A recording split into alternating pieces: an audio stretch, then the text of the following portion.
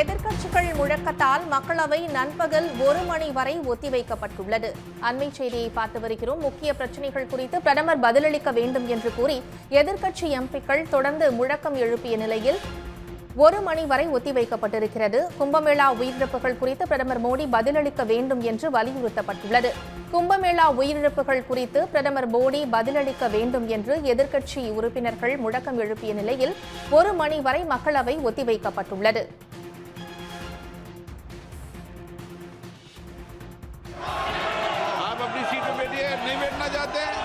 मैं इतना ही कहना चाहता हूं मान्यवर, अंधेरों की साजिश है, रोज रोज होती है, फिर भी उजालों की जीत हर सुबह होती है। मंत्री जी जवाब देंगे। आप कितना ही सदन की कार्रवाई 1 बजे तक के लिए स्थगित की जाती है।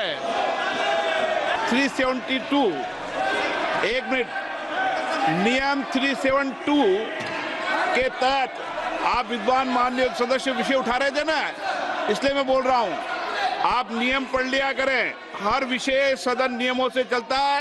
372 के अंदर ये नियम है कि माननीय मंत्री जी या प्रधानमंत्री स्वेच्छा से स्टेटमेंट देते हैं, और उसमें यह भी नियम है कि माननीय मंत्री जी और प्रधानमंत्री जी स्टेटमेंट के बाद कोई सवाल नहीं होता है।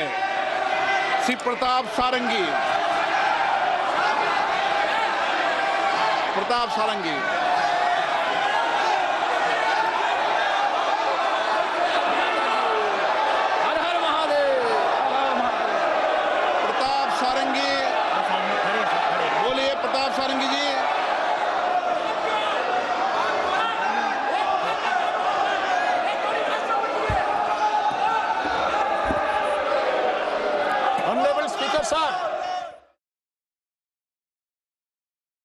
முக்கிய பிரச்சினைகள் குறித்து பிரதமர் பதிலளிக்க வேண்டும் என்று எதிர்க்கட்சிகள் தொடர்ந்து முழக்கம் எழுப்பி வருகின்றன. கூடுதல் விவரங்களை செய்தியாளர் ராமகிருஷ்ணனிடம் கேட்கலாம். ராமகிருஷ்ணன், கூடுதல் விவரங்களை பதிவு செய்யுங்க. அதாவது எதிர்க்கட்சிகள் வைக்கும் முக்கிய பிரச்சனைகள், குறிப்பாக மக்கள் நல பிரச்சனைகளை நாடாளுமன்றத்தில் விவாதத்திற்கு ஒத்துக்கொள்ளவில்லை. இதுபோன்று தொடர்ந்து ஆளும் கட்சி எதிர்க்கட்சிகளுக்கு ஒத்துழைக்காமல் விவாதம் நடத்துவதற்கு சபாநாயகர் மட்டுமில்லாமல் மாநிலங்களவை தலைவர் ஜெகதீப் தன்கரும் அனுமதி வழங்காத ஒரு சூழ்நிலையில் மக்களவை மற்றும் மாநிலங்களவையில் கடும் கூச்சல் குழப்பம் ஏற்பட்டது. இதன் காரணமாக மக்களவை மற்றும் மாநிலங்களவையிலும் ஒத்திவைக்கப்பட்டிருக்கிறது. மக்களவை பொறுத்தவரையில் முக்கியமான பிரச்சனையாக தொகுதி மறுசீரமைப்பு பிரச்சனை என்பது எழுப்பப்பட்டது. திராவிட முன்னேற்ற கழகத்தினுடைய நாடாளுமன்ற குழு தலைவராக இருக்கின்ற கனிமொழி அவர்கள் மக்களவையில் இந்த விவகாரம் தொடர்பாக விவாதிக்க வேண்டும் என்று ஒத்திவைப்பு தீர்மானம் நோட்டீஸ் கொடுத்திருந்தார். ஆனால் இதற்கு ஒத்துக்காத ஒரு சூழ்நிலை தான் இன்றைக்கு திராவிட முன்னேற்ற கழக தலைமையிலான எதிர்க்கட்சி எம்பிக்கள் மக்களவையில் இருந்து வெளிநடப்பு செய்தார்கள். அதைத் தொடர்ந்து பிரதமர் நரேந்திர மோடி இன்றைய தினம் மக்களவைக்கு வந்திருந்தார்.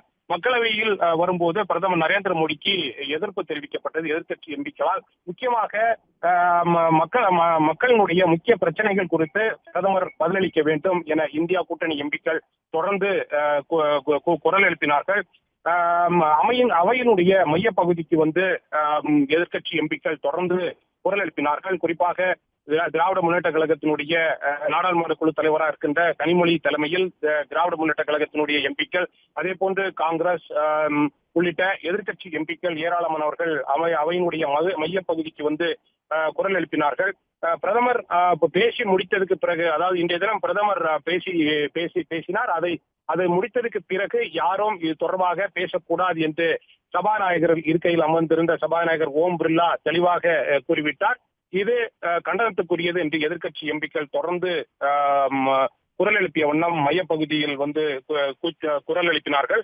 இது தொடர்பாக எழுந்த கூச்சல் குழப்பத்தால் மக்களவை என்பது ஒத்திவைக்கப்பட்டிருக்கிறது. 1 மணி வரை ஒத்திவைக்கப்பட்டது. குறிப்பாக பிரதமர் நரேந்திர மோடி இன்றைய தினம் மக்களவையில் வந்திருந்த போது கும்பமேளா உயிரிழப்புகள் குறித்து பிரதமர் பதிலளிக்க வேண்டும், ஆனால் இது குறித்து எந்த ஒரு பதிலையும் பிரதமர் நரேந்திர மோடி தெரிவிக்காத ஒரு சூழ்நிலை தான் இன்றைய தினம் எதிர்க்கட்சி எம்பிக்கள் இந்த பிரச்சனையை எழுப்பினார்கள். இதன் காரணமாக மக்களவை என்பது 1 மணி வரை ஒத்திக்கப்பட்டிருக்கிறது. மாநிலங்களவையிலும் இதே நிலைதான் நீடித்தது. தொகுதி மறுசீரமைப்பு தொடர்பாக மாநிலங்களவையில் விவாதம் நடத்தப்பட வேண்டும் என்று திராவிட முன்னேற்ற கழகத்தினுடைய மாநிலங்களவை குழு தலைவராக இருக்கின்ற திருச்சி சிவா, அதே போன்று பல்வேறு கட்சிகளுடைய எம்பிக்கள் நோட்டீஸ் கொடுத்திருந்தார்கள். ஆனால் மாநிலங்களவை தலைவர் அதற்கு ஒத்துக்கொள்ளாத ஒரு சூழ்நிலையில் மாநிலங்களவையிலிருந்தும் எதிர்க்கட்சி எம்பிக்கள் வெளிநடப்பு செய்தார்கள். இரண்டு அவைகளிலும் கடந்த 2 நாட்களாக இந்த டீலிமிட்டேஷன் என்று கூறப்படுகின்ற தொகுதி மறுசீரமைப்பு தொடர்பான இந்த பிரச்சனைகள் என்பது எழுப்பப்பட்டதன் காரணமாக அவை என்பது நடத்த முடியாத ஒரு சூழ்நிலை நீடித்துக் கொண்டிருக்கிறது. தகவல்களுக்கு நன்றி ராமகிருஷ்ணன். உடனுக்குடன் செய்திகளை தெரிந்து கொள்ள சன் நியூஸ் பெல் ஐகானை கிளிக் பண்ணுங்க.